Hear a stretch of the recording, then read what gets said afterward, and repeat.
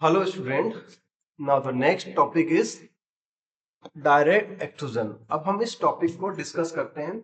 अब direct extrusion क्या होता है, उसकी वर्किंग क्या होती है, इससे हम एक 3D इमेज के हेल्प से इसको स्टडी करते हैं।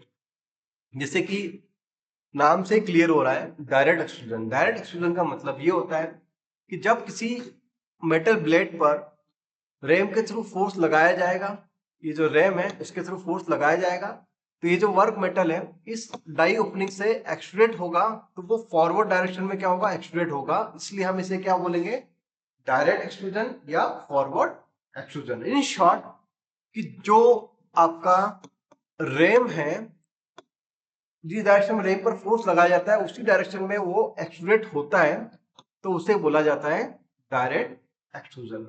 अब अगर इसकी वर्किंग की बात करें तो वर्किंग को समझना बहुत आसान है। तो इस वर्किंग को कैसे समझ सकते हैं, जैसे कि आप यहाँ पर देख पा रहे हो, ये है कंटेनर।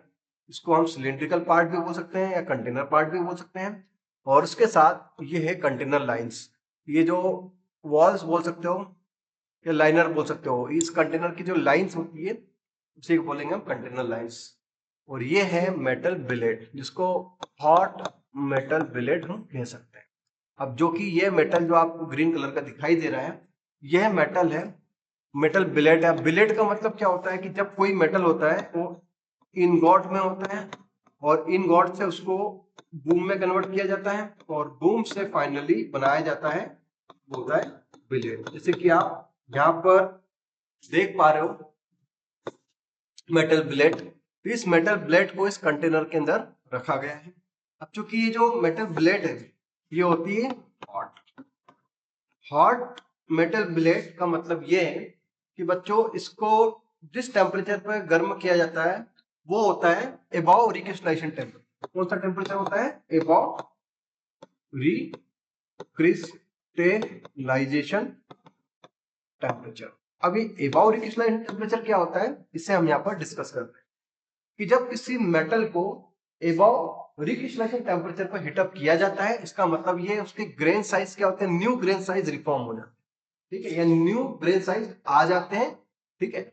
अब इसमें होता क्या है जनरली, इसको एक एग्जांपल के थ्रू हम समझ सकते हैं। कोई भी मेटल है, जैसे कि आपका स्टील है, एल्यूमिनियम है, फिर आपका कॉपर है, ये कुछ मेटल्स होते हैं जिनके कुछ मेल्टिंग पॉइंट हो सकते हैं। जैसे कि एल्यूमिनियम का मेल्टिंग पॉइंट होता है, वो होता है 700 डिग्री सेंटीग्रेड से लेकर 750 डिग्री सेंटीग्रेड। तो ये इसका मेल्टिंग पॉइंट होता है। जब हम किसी एल्यूमिनियम के मेटल को इस टेम्परेचर पर हीटअप करते हैं तो वो लिक्विड स्टेज में आ जाता है। मतलब मेल्टिंग पॉइंट जो कितना होता है, 700 से लेकर 750 डिग्री सेंटीग्रेड। अब हम चूंकि इसके मेल्टिंग पॉइंट की बात नहीं कर रहे हैं, हम बात कर रहे हैं इसके रिक्रिस्टलाइजेशन टेम्परेचर। तो रिक्रिस्टलाइजेशन टेम्परेचर क्या होता है, उसकी मेल्टिंग पॉइंट का 50% होता है।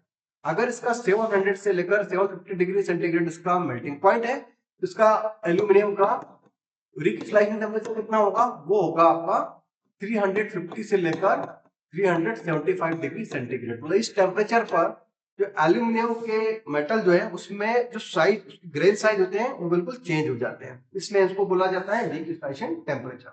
तो ये तो बात थी एल्यूमिनियम की।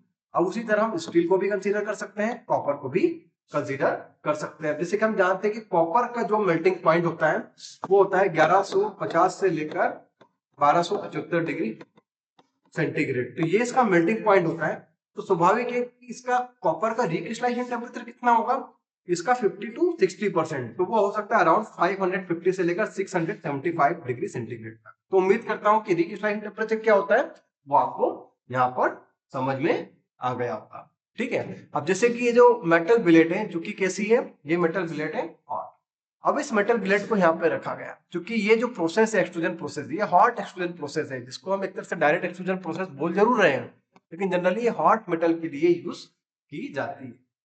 अब जैसे कि आप यहाँ पर देख सकते हो कि जो हॉट मेटल ब्लेड को यहाँ पर रखा गया है, अब इस हाइड्रोलिक रैम के थ्रू, रैम हाइड्रोलिक भी हो सकती है या मैकेनिकली भी हो सकती है, बट मोस्टली हम हाइड्रोलिक रैम का यूज करते हैं क्योंकि हाइड्रोलिक पंचिंग मशीन से ये कनेक्टेड होती है रैम।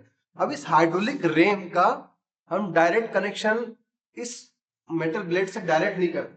क्यों, क्योंकि जो हाइड्रोलिक रैम होती है इस वर्क मेटल बिलेट जो कि हॉट है उसके कंपेयर में काफी सॉफ्ट होती है। तो अगर ये रैम का डायरेक्ट कनेक्शन इस हॉट मेटल के थ्रू होगा तो ये इस रैम को क्या कर सकती है, डैमेज कर सकती है। तो इसलिए हम यहाँ पर डमी ब्लॉक का यूज करेंगे। अब डमी ब्लॉक किसका बना होता है, ये बना होता है बच्चों स्टील का।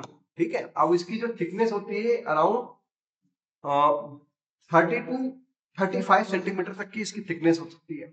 ठीक है, अब जनरली ये क्या होता है कि जब आप हाइड्रोलिक रैम के थ्रू इस वर्क मेटल ब्लेड पर फोर्स करते हो तो ये डायरेक्ट कनेक्शन के बजाय इनडायरेक्ट इसका कनेक्शन होता है किसके थ्रू, डमी ब्लॉक के थ्रू। तो ये डमी ब्लॉक के थ्रू जो इस मेटल को हॉट मेटल ब्लेड को करता है, प्रेस करता है। तो जैसे ही ये कंप्रेस होती है हॉट मेटल ब्लेड इस रैम के थ्रू, तो ये जो डाई ओपनिंग जैसे कि आप यहाँ पे देख पा रहे हो, तो ये जो डिजायर्ड क्रॉस सेक्शनल डाई है इसके थ्रू ये मेटल पार्ट क्या होता है, एक्सट्रूडेड हो जाता है, बाहर निकल जाता है।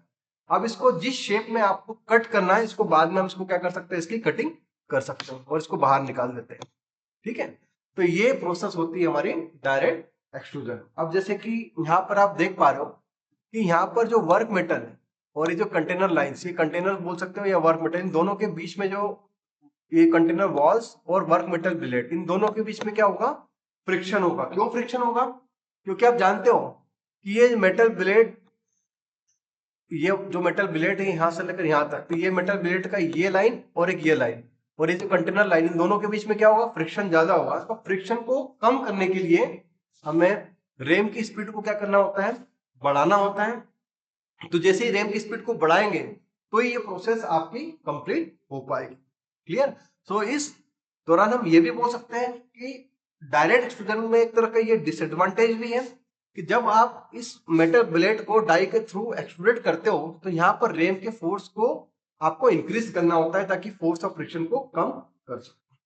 तो उम्मीद करता हूं कि डायरेक्ट एक्सट्रूजन क्या होता है और उसकी प्रोसेस क्या होती है ये आपको अच्छे से समझ में आ गई हो। और एक चीज और बताना चाहता हूं कि ये जो डाई के पास में जो लगा हुआ है डाई ब्रेकर, ये डाई ब्रेकर का मेन काम क्या होता है, डाई ब्रेकर डाई को सपोर्ट करने का काम करता है। क्योंकि आप जानते हो कि जब हाई फोर्स रेम जब इस पे लगता है मेटल ब्लेड पर तो डाई इसको क्या करता है, डाई के थ्रू ये बाहर निकलता है। तो डाई को प्रोटेक्ट करने के लिए एक डाई ब्रेकर का हम यूज करते हैं ताकि डाई को हम क्या कर सके, प्रोटेक्ट कर सके। तो उम्मीद करता हूं कि ये डायरेक्ट एक्सट्रूजन क्या होता है आपको यहाँ पर अच्छे से समझ में आ गया।